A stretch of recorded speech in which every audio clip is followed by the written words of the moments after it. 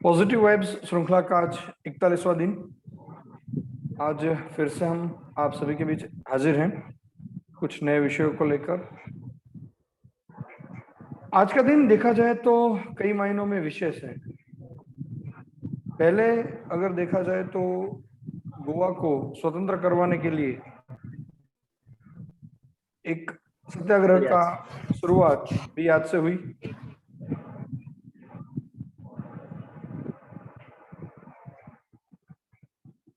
Google, जिसके लिए हम आज इतने सारे वेबसाइट्स बना रहे हैं या वीडियोस बना रहे हैं, जो लोग भी इस विषय में काम कर रहे हैं, यूट्यूबर एक शब्द नया आया है, ब्लॉगर नया शब्द आया है, तो ये शब्द आने के पीछे एक बात बहुत ही महत्वपूर्ण थी कि पॉपुलर होने के लिए कुछ एडवर्टाइजमेंट चलती थी और गूगल ने इसके लिए एडसेंस माने वेबसाइट में एडवर्टाइजमेंट भी आ सकती है, ये कंसेप्ट गूगल ने आज ही के दिन लॉन्च किया था।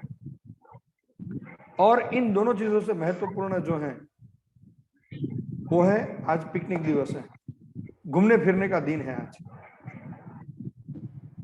और उससे भी आगे जाएं तो उससे भी महत्वपूर्ण है आज महारानी लक्ष्मीबाई का बलिदान दिवस है।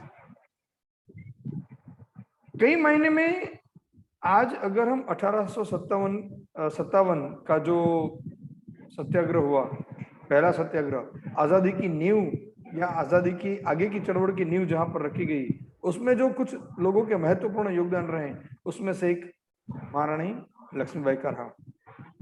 और आज भी उनकी गाथा या उनका विषय जब भी उनका नाम लिया जाता है तो हमारे रोंगटे खड़े हो जाते हैं।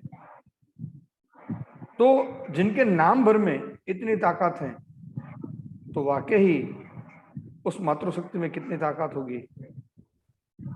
तो एक बहुत ही महत्वपूर्ण दिन है और आज जो हम बात करेंगे ऐसी कुछ शौर्य से जुड़ी हुई कुछ बातें, कुछ सकारात्मक बातें हम आपके साथ शेयर करेंगे। शुरुआत करेंगे हम फिर से रोज की तरह प्रार्थना से, और धारा बहन से मैं विनती करूंगा कि आज की प्रार्थना वो हमारे बीच गाए।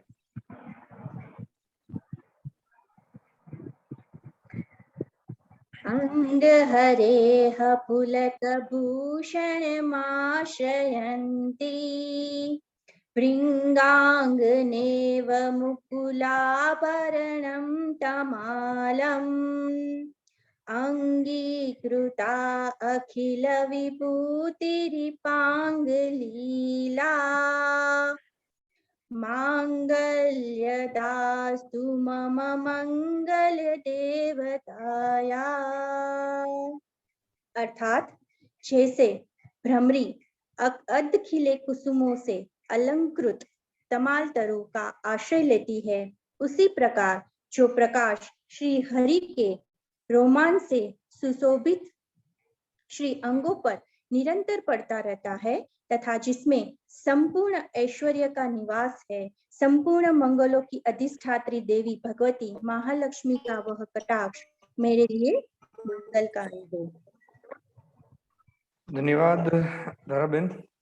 कनकधारा स्तोत्र से आज फिर से अगले स्तोत्र सुनवाने के लिए आगे चलेंगे हम इसी श्रृंखला में। अंतर्राष्ट्रीय योग दिवस के संदर्भ में कल हमने कुछ आसनों के विषय में बात किया था, तो आज कुछ आगे के विषय शारदा बहन हमारे साथ साझा करेंगे। किस रोगों के विषय में कौन से प्राणायाम या प्रोटोकॉल के प्राणायाम किस रोगों के लिए या कौन से स्वास्थ्य के भावों को आगे बढ़ाते हैं, इस विषय की चर्चा आज शारदा बहन हमारे बीच करेंगे। शारदा बहन। जी सर। हाँ, धीरे धीरे हम श्रृंखला में प्रोटोकॉल को आगे बढ़ा रहे हैं और आज हम बात करने वाले हैं षटकर्म और प्राणायाम जो प्रोटोकॉल में दिए गए हैं उनके बारे में। षटकर्म में मुख्य रूप से 6 क्रियाओं का वर्णन हमारे शास्त्रों में रहा है।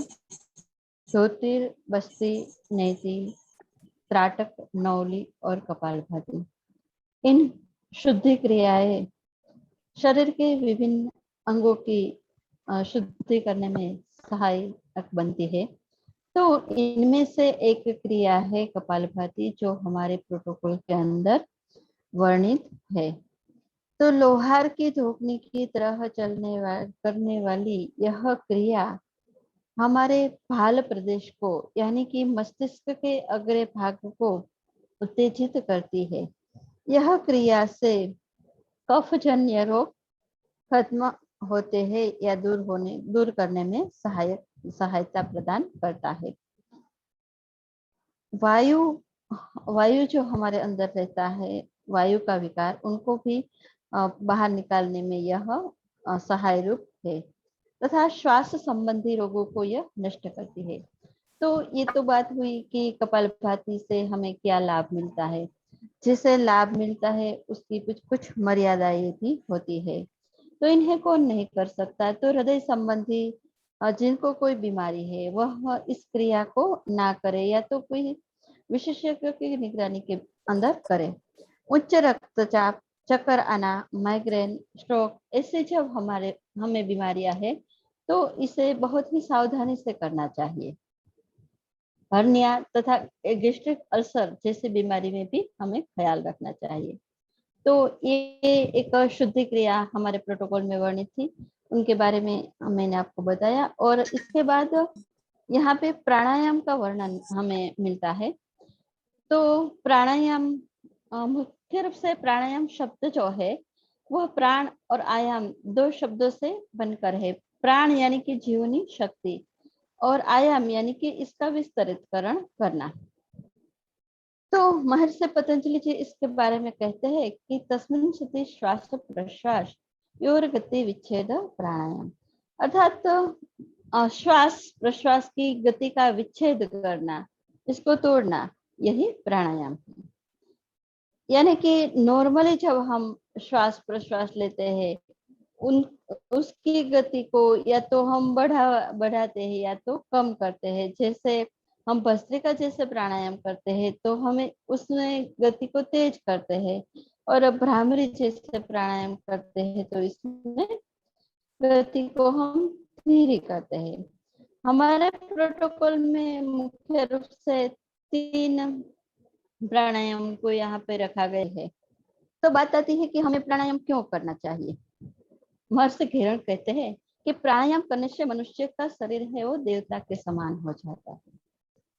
तो स्वात्माराम जी कहते हैं कि चले वातम चले चितम निश्चले निश्चले भवत, यानी कि जब तक हमारे शरीर के अंदर प्राण चलता है तब तक ही चित हमारा चलायमान है। तो ये बात हुई कि यह हमें प्राणायाम क्यों करना चाहिए, क्योंकि हमारे अंदर जब प्राण नामक शक्ति नहीं रहेगी तो इस देह का भी कोई मूल्य नहीं रहेगा। तो सबसे पहले हमारे प्रोटोकॉल में रखा गया है नाड़ी शोधन। तो हमारे अंदर जो 72,000 नाड़ियां है वह मल से अवरुद्ध है। उसे मल उसके अंदर जो मल है उसको दूर करने के लिए हमें नियमित रूप से नाड़ी शोधन का अभ्यास करना चाहिए, जिससे हमारी जो नाड़ियां है वो नॉर्मल हो जाती है। उसके बाद आता है कि भ्रामरी प्राणायाम है। तो भ्रमर के गुंजन की तरह किया जाने वाला यह प्राणायाम है। इस प्राणायाम से हमें विशेष रूप से आनंद की प्राप्ति होती है और मानसिक रोगों में मुक्ति मिलती है। अंत में आता है शीतली प्राणायाम, जो हमारे प्रोटोकॉल में वर्णित है। तो शीतली प्राणायाम नाम से ही इंगित है कि वह बहुत ही ठंडा प्राणायाम है, इसलिए वह पित्त जन्य रोगों में बहुत ही फायदेमंद है। शीतली का अभ्यास नियमित रूप से करने से वायुगोला, तिल्ली, ज्वर, पित्त आदि रोग नष्ट होते हैं और विष के प्रभाव को नष्ट करता है। यानी कि हमारे हम जो खुराक लेते हैं उसमें कहीं ना कहीं कोई विषजन्य पदार्थ हमारे अंदर चला गया है, तो उसके प्रभाव को भी कम करने में सहायक है। तो ये हमारे प्रोटोकॉल में जो वर्णित थे 3 प्राणायाम और एक जो शुद्धि क्रिया थी उनके बारे में हमने आपके साथ बात की। नमस्कार, धन्यवाद।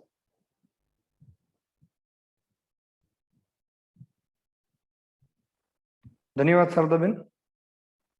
आज एक और विषय को आगे लेकर आप प्रोटोकॉल को और ज्यादा क्लियर किया आपने, क्योंकि प्रोटोकॉल की प्रैक्टिस हमारे लिए बहुत महत्वपूर्ण है। सिर्फ 21 जून के लिए भी नहीं, पूरे साल के लिए हमारे लिए ये प्रैक्टिस बहुत महत्वपूर्ण है। ये इससे हमारी समझ में आता है। तो फिर से धन्यवाद आपका शारदा बेन। आगे चलेंगे भगवत गीता ज्ञान की तरफ।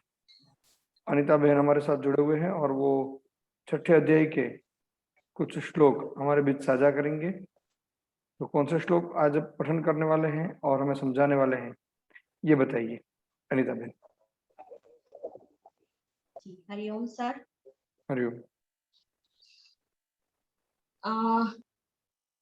जैसे कि शारदा बहन ने बताया था कल आसन के बारे में, हमारे प्रोटोकॉल के अनुसार सूक्ष्म व्यायाम के बाद आसन का अभ्यास हम करते हैं। तो उसी तरह से भगवत गीता में भी भगवान ने समझाया थे कि आसन कैसे करते हैं, और एक बात समझाई है कि जिस आसन पर हम बैठकर योगाभ्यास करते हैं वो आसन कैसा होता है। तो आज हम अध्याय 6 आत्म संयम योग से 11वां, 12वां और 13वां श्लोक जिनको हम पठन करेंगे और उनके भावार्थ को समझने का प्रयास करेंगे। तो पहले 11वां श्लोक। शुचो देशे प्रतिष्ठाप्य स्थिरम् आसनम् आत्मनः नाति उच्छ्रितं नाति नीचं चेलाजीन कुश उत्तरम् तत्र एकाग्रं मनः कृत्वा यच्चित्त इन्द्रियक्रिया उपविश्यासने उच्चात योगम् आत्मा विशुद्धये समं क्राय शिरोग्रीवम् धारयन् अचलं स्थिरः संक्षेप्य संप्रेक्ष्य नासिकाग्रम् स्वं दिशः चानवलोक्यन्। अर्थात भगवान कहते हैं योगाभ्यास करने के लिए शुद्ध भूमि में, जिसके ऊपर कुशा बिछा के फिर उसके ऊपर मृग चर्म को ढके और फिर वस्त्र बिछा के, और वस्त्र कैसा जो कि न बहुत ऊंचा हो जो नहीं बहुत नीचा हो, उसके ऊपर स्थिर होके बैठे। अर्थात उस आसन के ऊपर बैठे जो कि नहीं बहुत ऊंचा हो नहीं बहुत नीचा हो।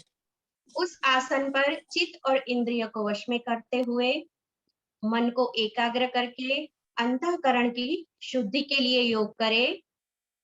योगी को क्या चाहिए? योगी को काया, सिर, गले को समान एवं अचल रूप से धारण करके और स्थिर होकर अपनी नासिका के अग्र भाग पर दृष्टि लगाकर और अन्य दिशाओं में न देखकर बैठना, यह आसन है। और भगवान ने आसन की बात यहाँ पे समझाई है कि किस प्रकार से हमारा आसन योगाभ्यास के लिए आसन होना चाहिए और किस स्थिति में हम बैठते हैं जो कि आसन कहलाता है। अस्तु।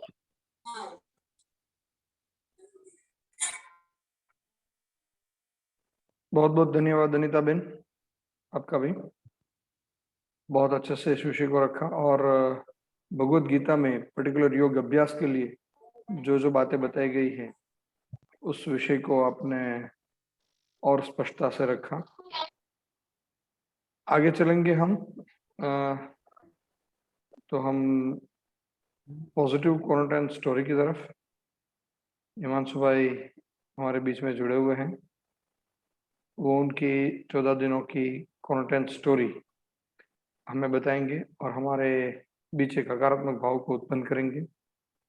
मगर उनसे पहले मैं अमी बहन से कहूँगा कि वो हितेश भाई का पहले परिचय करवाएं और बाद में फिर हितेश भाई अपनी पॉजिटिव क्वारंटाइन स्टोरी हमें सुनाएं। हमें भी जी, आज हमारे साथ जुड़े हुए हैं श्री हितेश शिंगाड़ा। हितेश शिंगाड़ा एक ऐसी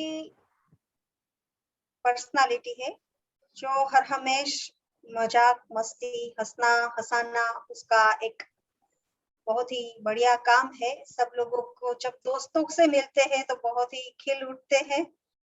और उनका फार्मास्यूटिकल का होलसेल का बिजनेस है। क्रिकेट खेलना देखना पसंद है। म्यूजिक, ट्रैवलिंग, नए नए फ्रेंड्स बनाना, पिक्चर्स देखना, वेब सीरीज देखना भी उन्हें काफी पसंद है।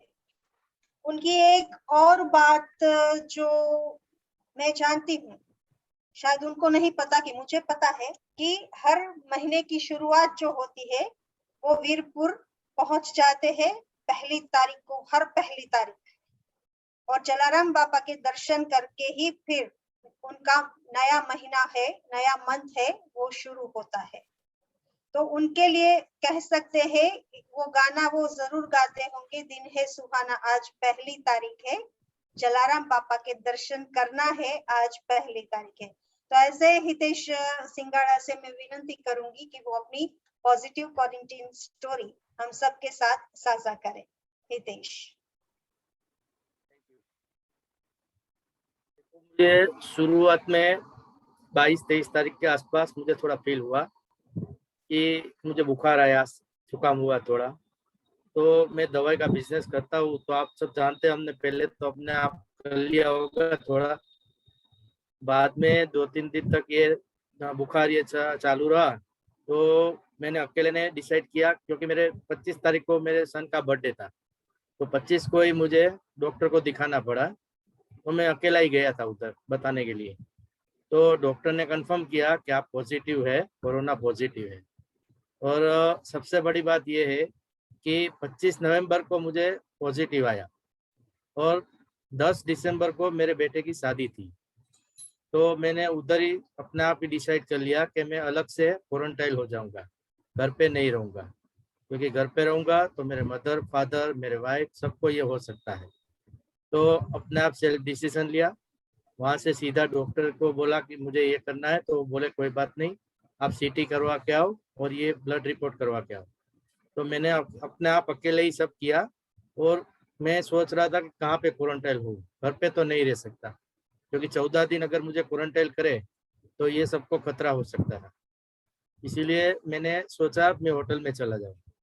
तो मेरे घर के पास ही एक होटल है जो किराए पे देते हैं ये लोग, कोविड के स्पेशल उसी समय के लिए। तो तब से मेरे एक दोस्त से बात हुई तभी, तो उसी ने बताया क्यों वहाँ जा रहे हैं, मेरा मकान तो खाली पड़ा हुआ है। तो पुराना बंगला था उसका, तपोवन सोसाइटी में राजकोट में। तो वो उसने मुझे चाबी लेके दे दिया। आप वो बोला आप यहाँ ठहरो, कोई दिक्कत नहीं है, सब सुविधा है अंदर। तो मैंने बोला चलो ठीक है। और उसके अंदर सबसे बड़ी भूमिका है मेरी बीवी की और मेरे बच्चे की। वो दोनों ने मुझे इतना सपोर्ट किया। वो बोले कि आप वहाँ पे रहो, कोई चिंता मत करो, हम सब आपको देंगे, सब पहुँचा देंगे। और दोनों की वजह से मुझे 10 दिन कब निकल गए पता ही नहीं चला। दूसरी बात, जब भी आपको कोविड पॉजिटिव आए तो पहली बात तो ये सुन लो, कभी घबराना नहीं। ये कोई ऐसी बीमारी नहीं है कि आपको खा जाएगी। डर होगा तो खा जाएगी, डर पहले मन से निकाल दो, सामान्य बीमारी है। और थोड़ा डॉक्टर का गाइडलाइन लेके उसको फॉलो करो। ये बात करने से आपको 100% क्योर हो जाएगा। मैं अपने दोस्त के वहाँ गया, वहाँ पहले ही दिन मैंने अपने आप को संभाला कि चलो कोई प्रॉब्लम नहीं है, दवाई सब समझ ली डॉक्टर से और टाइम से दवाई लेते रहा। फिर सुबह उठ के चाय नाश्ता, दोपहर को 11-12 बजे मौसम्बी संतरा आदि जो भी जूस अच्छा लगे वो खाया, नारियल पानी पिया। ठीक है। फिर टाइम निकालना थोड़ा मुश्किल होता था, अकेला था उधर, कोई आजू बाजू में भी नहीं था। तो अपना वेब सीरीज देखा, कितना पिक्चर भी देखा मैंने। और थोड़ा बगीचे के अंदर टहलता रहता था, आगे बाजू में थोड़ा बगीचा जैसा था उसके मकान के अंदर ही, बाहर नहीं। तो वहाँ थोड़ा टहला, थोड़ा एक्सरसाइज किया। ऐसे 1-2 दिन पहले सामान्य प्रसार कर लिया। फिर तो ये रोज का हो गया, सुबह से अपने आप ये चलने लगा। और मुझे मन से ही ऐसे लगने लगा कि चलो मुझे कोई दिक्कत नहीं है। और 5वें हर रोज शाम को मैं अपने डॉक्टर को फोन करके बताता था कि सर आज ऐसा है, आज ऐसा है। मेरा ये ऑक्सीमीटर लेके गया था तो ऑक्सीजन लेवल में बताता था और बुखार नहीं है, सब जो भी कंप्लेंट कोई नहीं होती फिर भी मैं सब ये रिपोर्ट देता था। तो मेरे डॉक्टर का भी मैं थैंक्स बोलूंगा कि उसने मुझे व्हाट्सएप पे ही सब हर रोज हर दिन की चर्चा उसके साथ होती रहती थी। वो मेरा अच्छा दोस्त भी है और मेरा सबसे अच्छा डॉक्टर है राजकोट के अंदर। मैं नाम लेना चाहूंगा डॉक्टर विरल गाजीपुरा, जो एमडी है, राजनगर चौक में बैठते हैं और बहुत ही अच्छे डॉक्टर हैं। उसने मुझे टोटली 6 दिन के लिए बहुत अच्छा रिस्पांस दिया। 5वें दिन उसने शाम को मुझे बताया फोन करके, नीतीश भाई आप कल सुबह आ जाओ मेरे पास, एक और ब्लड रिपोर्ट कर लेंगे, बाद में आपको देखेंगे क्या करना है। तो 6ठे दिन में वहाँ गया, उसने रिपोर्ट किया, सब नॉर्मल था। थोड़ा डी डाइमर था, वो तो सबको आता है थोड़ा, उससे कोई घबराने की जरूरत नहीं है। तो जो भी कोरोना पॉजिटिव आता है उसको डी डाइमर तो थोड़ा ज्यादा हो ही जाता है। तो उसके लिए उसने मुझे 2 गोलियां दी थी जो 5-5 दिन के लिए लेनी थी। तो मैंने ले ली, बाद में एक बार फिर से दिखा दिया। 10वें दिन के बाद उसने बोला अभी आप जाओ लेकिन बाहर नहीं निकलना, अभी होम क्वारंटाइन रहेगा। तो मैं 4 दिन के लिए होम क्वारंटाइन रहा, लेकिन फिर भी मेरे बच्चे की शादी थी तो मुझे थोड़ा बाजार में जाना पड़ा। तो मैं उसके साथ गया, मास्क लगा के रखा, हाथ सैनिटाइज करता रहा और जहाँ भी जरूरत पड़ी वहां ही मैं बाहर निकला। वरना मैं उसके साथ जहाँ जाना है गाड़ी में जाता था, वो बाहर जाके बात कर लेता था, वहां से जो लेना है कुछ लेता था। मुझे जो बोलता है कि चलो पापा ये ले लूं तो थोड़ा सिलेक्शन में उसका मदद करता था। ऐसे मैंने पूरा 14 दिन निकाल दिया। फिर 15वां दिन जब मेरे बच्चे की शादी थी तो भी मैंने थोड़े से मेहमान को बुला के सिर्फ 40 लोगों के साथ पूरी हमने एंजॉय कर ली। और भगवान की खूब खूब कृपा हम पे और आप सब दोस्तों की जो भी हमारे लिए विश थी वो मुझे बहुत काम आई।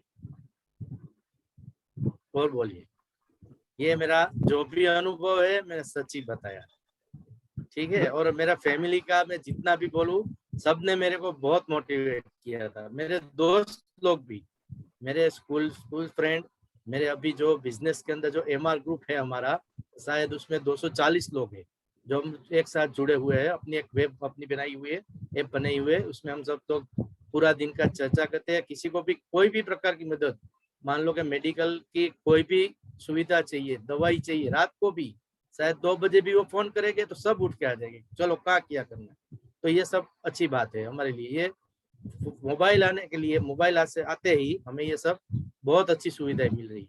ऐसे हमारा सिस्टर निवेदिता ग्रुप है जिसमें हमें भी शामिल, उसको भी पता है हम लोग एक दूसरे की मदद के लिए हर दम तैयार रहते हैं।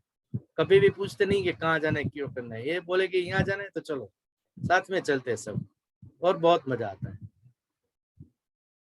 धन्यवाद हितेश भाई।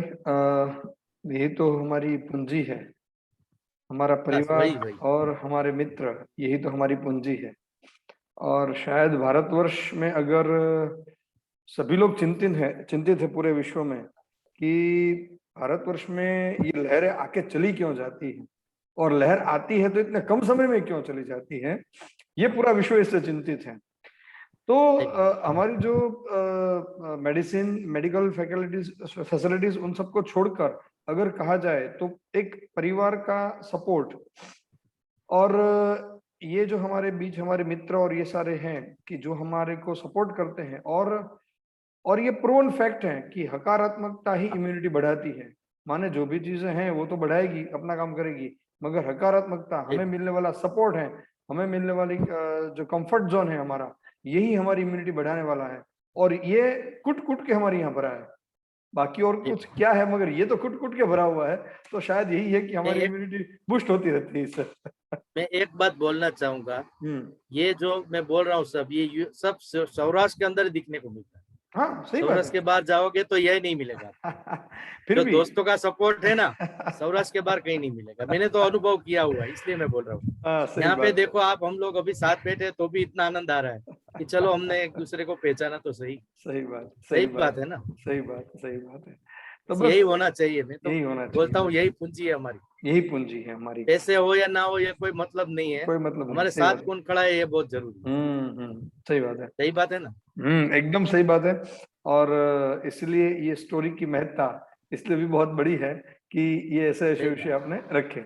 बहुत बहुत फिर से धन्यवाद एक बार आपका। अपने सब दोस्तों का आभार व्यक्त करता हूँ कि सब ने मुझे बहुत मोटिवेट किया है, और फैमिली का भी। फैमिली में भी मैंने सबको एक बात मैं बताना आपको भूल गया, सॉरी। मैं डॉक्टर के वहाँ गया था, बाद में मेरा जो भी रिलेटिव है, शायद 8-10 रिलेटिव को लेके मैं खुद जाता था। आखिरी बार डॉक्टर ने मेरे को बोला, भाई आप क्यों आ रहे हो, इसको सबको पता ही सिर्फ दे दो। मैंने बोला नहीं सर, जो मैंने फील किया है वो मैं इसको बताता हूँ। फॉर यू बोलते हैं कि आप तो साथ में आओ, आपको ठीक होगा तो मुझे भी हो जाएगा। तो ऐसा होता है, ठीक है ना। सही बात है, सही बात है। बहुत बहुत धन्यवाद बस हितेश यही भाई। रहना। हाँ वही, थैंक बहुत यू बहुत वेरी मच। धन्यवाद आपका।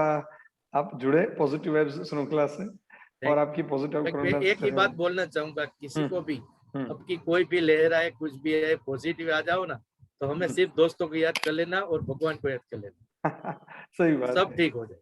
सही ठीक है बात, ना। जितना सही मन बात। मन में डर रखोगे उतना आपको पकड़ के रखेगा। मन से सही डर बात, निकाल दो, आपको कुछ नहीं होगा। कुछ नहीं होना है, सही बात है। ठीक है ना।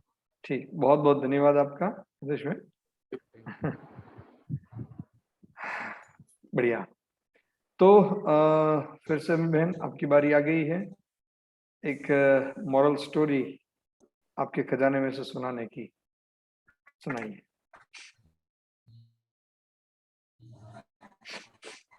बस ऐसे ही आप अपने हाथों से बताते रहिए, हम समझ जाएंगे कि आप क्या स्टोरी कहने वाले हैं। ठीक है। पुराने समय की बात है।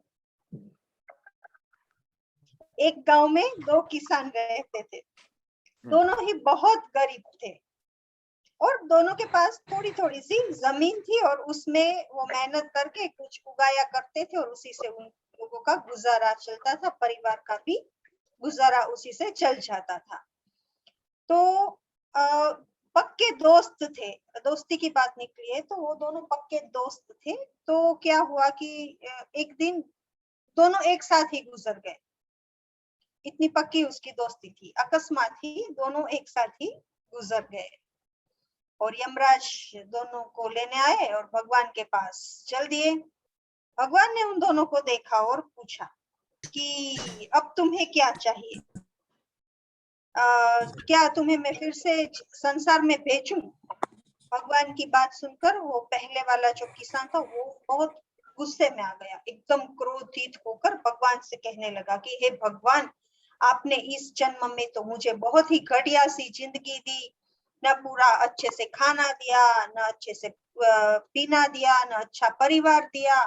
पूरा दिन में बैल की तरह खेतों में काम किया और जो बस कमाया वो सिर्फ पेट भरा, ना कोई मोज शौक किया, ना कोई जलसा किया, ना मैंने अच्छे कपड़े पहने, न कभी अपने परिवार को अच्छा खाना दिया। जो भी पैसे कमाता था कोई ना कोई आकर मुझे ले जाता था, मैं फिर से वहां खाली का खाली हाथ रह जाता। भगवान तो उसकी बात सुनकर थोड़ी देर तो भगवान भी सोचने लगे कि भाई मैंने इसको क्यों पूछा, फिर भी वो तो भगवान है।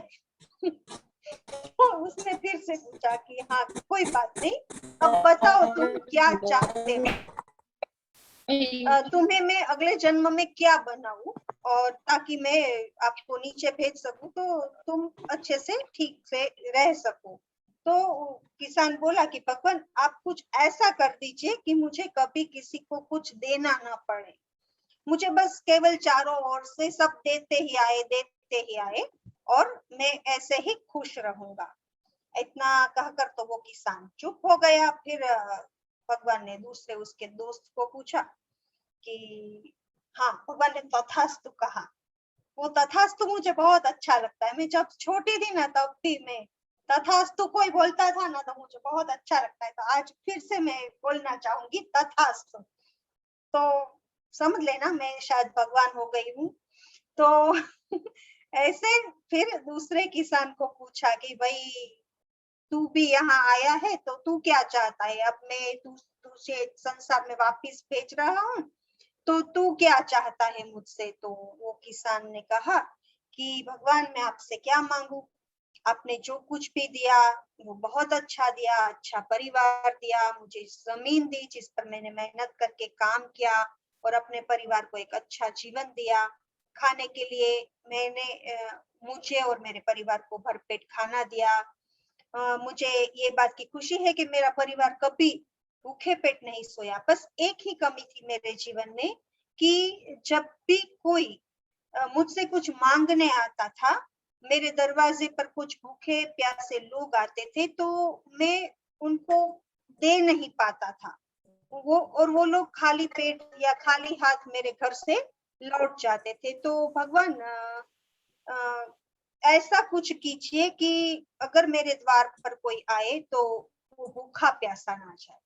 भगवान ने उसे भी कहा, तथास्तु, तुम जाओ, तुम्हारे द्वार से कभी कोई भूखा या प्यासा नहीं जाएगा। अब दोनों लोग पुनः उसी गांव में एक साथ दोनों ने जन्म लिया। दोनों बड़े हुए। पहला व्यक्ति जिसने भगवान से बहुत ही शिकायत की थी और चारों तरफ से केवल धन मांगा था, उस व्यक्ति उस गांव का सबसे बड़ा भिखारी बना।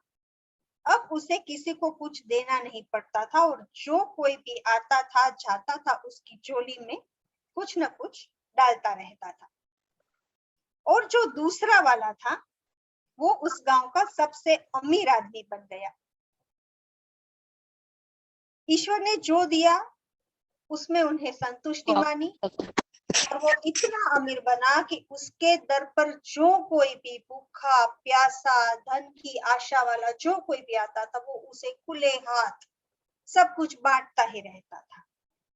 तो हमेशा यही होता है कि हमें दूसरे की थाली का लड्डू बड़ा दिखता है, लेकिन ऐसा होता नहीं है। तो ईश्वर ने हमारी झोली में जो कुछ भी डाला है उसी में हमें संतुष्ट रहना चाहिए, ज्यादा की अपेक्षा नहीं करनी चाहिए। तो बस ये थी आज की मेरी स्टोरी और सर इस पर हमें कुछ और ज्ञान दे सकेंगे। बस इसमें और कुछ ज्ञान देना नहीं है। बस भगवत गीता का एक श्लोक है, कर्मण्येवाधिकारस्ते मा फलेषु कदाचन। भगवान ने हर वक्त करीब करीब हर बार कहा है कि मुझसे मांग मत, मुझे पता है मुझे तुझे कितना कब कैसे देना है। मगर हम हैं भूल जाते हैं, मांगते रहते हैं। ये भी बात अच्छी है, मांग के भी भूल जाते हैं कि हमने क्या मांगा था। तो फिर हम हर वक्त शिकायत के मोड में ही रहते हैं कि जब भी कोई बात आती है तो भगवान से कहते हैं कि ये नहीं मिला, वो नहीं मिला, ऐसा नहीं मिला, ऐसा मिलना चाहिए था।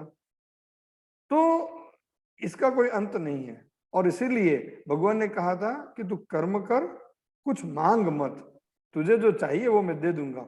और इसका सादृश्य उदाहरण ये कहानी में बताया गया है कि जिसने कहा कि मैं दे सकता हूं तो उसने भगवान ने जो देना था वो दे दिया, और जिसने कहा कि मुझे मांगते ही रहना है तो उसको उसके अनुसार दे दिया। तो इस तरह से हम भी निष्काम भाव से कुछ ना कुछ काम करते रहें, हमें जो भी मिलना हो वो मिलेगा। और खास करके ये समय ऐसा है कि जब हम एक विचित्र समय से गुजर रहे हैं, तब हमारी श्रद्धा जो है वो भगवान के प्रति और ज्यादा कड़ी हो जानी चाहिए। अगर हमें संक्रमित होना होगा तो हम होंगे, नहीं होना होगा तो नहीं होंगे।